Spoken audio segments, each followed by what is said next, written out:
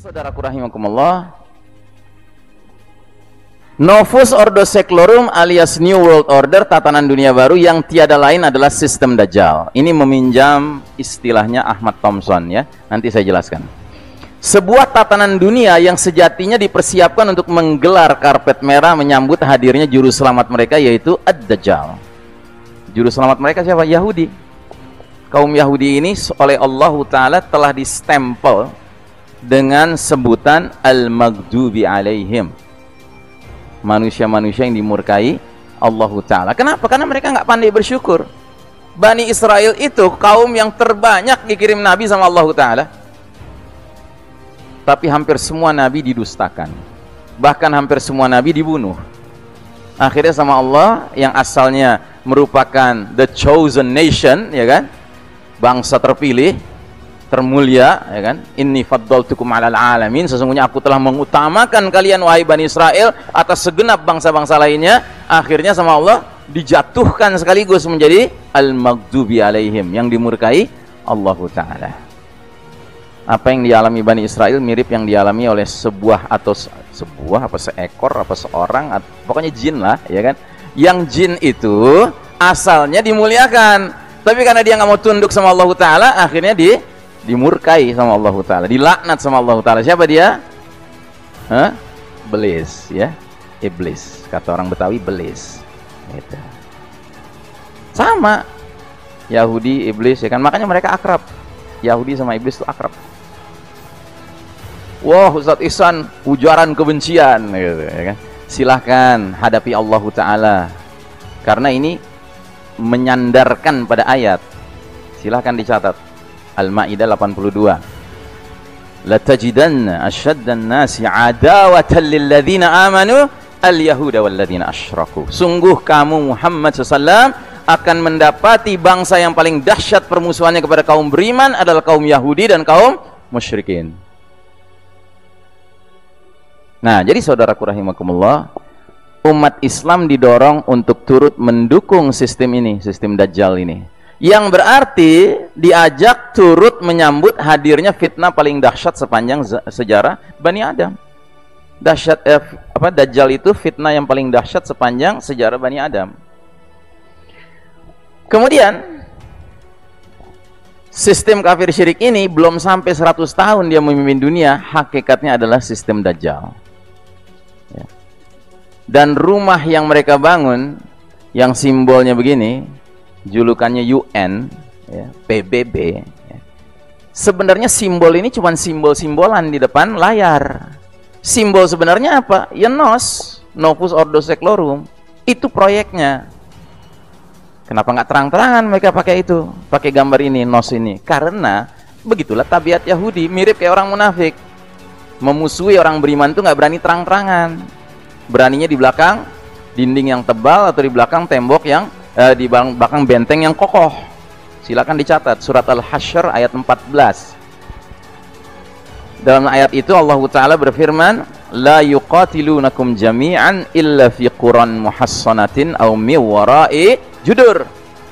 Kamu tidak akan dapati mereka Yahudi memerangi kalian serentak, melainkan di balik dinding yang tebal atau di balik benteng yang kokoh. Nah, benteng yang kokohnya banyak. Salah satunya PBB. Salah satunya USA, United States of America. Amerika bukan musuh kita yang bersembunyi behind USA. Siapa itu? The Jewish Lobby, itu musuh kita. IMF, World Bank, itu dinding-dinding mereka, Pak, tempat berlindung mereka.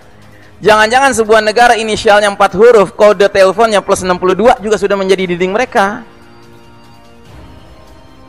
Tahu negara mana itu? Cari tahu lah, ya. Nah, jadi saudaraku rahimakumullah, kapan runtuhnya sistem iman tauhid? Peristiwa apa yang terjadi pada tahun 1342 Hijriah 1924 Masehi? Peristiwa apa? Siapa yang tahu? Runtuhnya, ya, the Turkish Ottoman Empire, ya, Kesultanan Utsmani Turki, yang sekaligus merupakan khilafah terakhir umat Islam di era modern. Ya. Itu yang menandai kita tidak lagi menyaksikan berdirinya sistem iman tauhid di muka bumi ini setelah 1342 tahun. Ya. Cuman jangan dong karena kita nggak melihatnya sekarang, lalu kemudian jadi orang yang kena penyakit entah apa namanya, mengatakan kagak ada tuh khilafah, kagak ada itu sistem iman tauhid. Ya. Padahal Nabi Muhammad SAW sudah mengisyaratkan, sekalipun dia sempat tegak, ya kan, dia bisa runtuh. Lewat hadis ini, Nabi sudah isyaratkan, sekalipun sudah tegak sistem iman tauhid, dia bisa runtuh. Bagaimana runtuhnya? Nabi menggunakan istilah ikatan, istilah simpul, karena Allah Ta'ala juga menggunakan istilah yang serupa dalam surat Ali Imran. Allah berfirman, wa'tasimu bihablillahi jami'an. Berpegang teguhlah kalian kepada tali Allah jami'an. Tali Allah itu apa? Tali Allah adalah dinullah, agama Allah Al-Islam ini. Ya.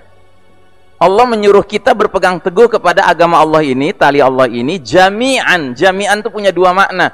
Jami'an dalam arti kita rame-rame semuanya kaum muslimin tanpa kecuali berpegang hanya pada tali ini, bukan tali yang lain.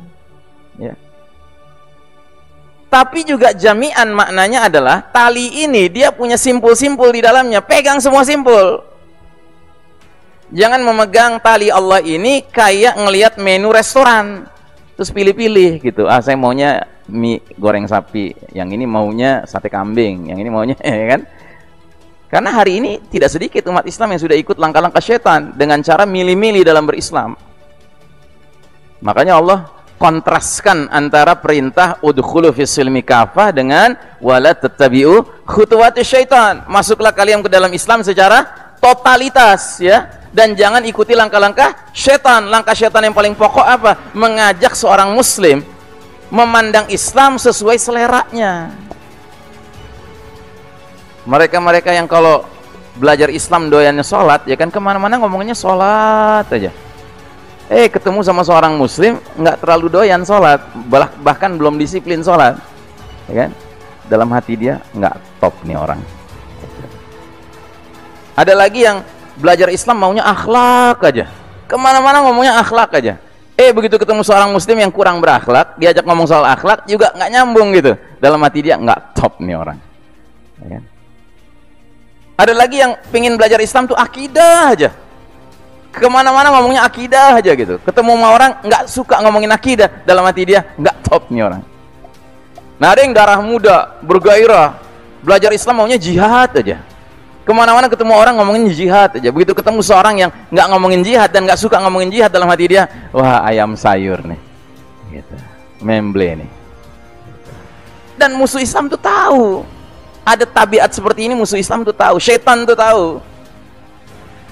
Karenanya mereka memfasilitasi orang untuk sibuk dalam juz'iyahnya masing-masing, partialismnya masing-masing, ya, orientasi sektoralnya masing-masing.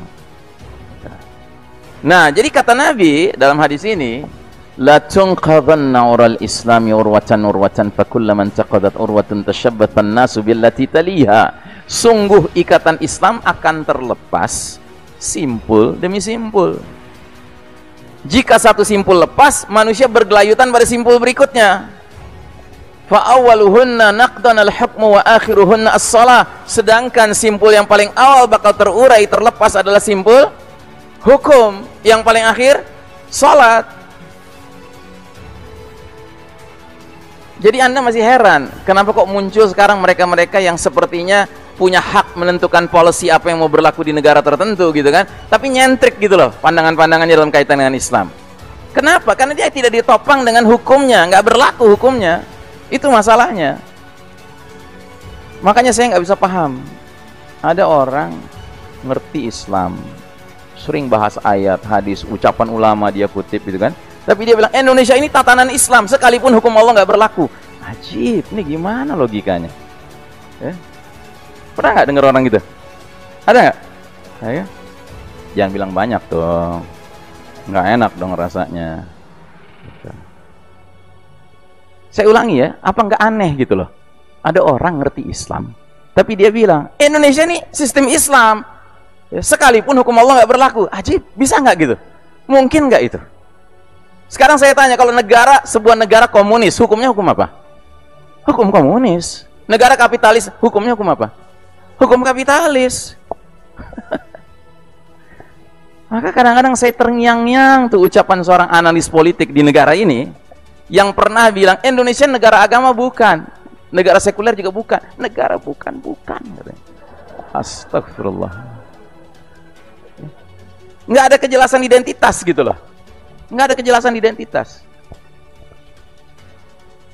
Ini utang kita kepada siapa? Kepada Diponegoro, kepada Imam Bonjol, kepada Cik Ditiro, kepada Patimura, para pejuang-pejuang mujahidin fisabilillah yang ketika mengusir semua penjajah di negeri ini, kan semua penjajah di negeri ini Pak kafir, Pak. Portugis kafir, Belanda kafir, Jepang kafir, ya kan? Ini utang kita sama mereka. Kita nggak boleh puas. Jogrogan kafir-kafirnya udah pergi dari sini, mau Belandanya kayak Portugisnya kayak ya, Jepangnya kayak. Sementara sistemnya masih di sini, bercokol, diawetkan lagi sama yang mewarisi kemerdekaan. Itu.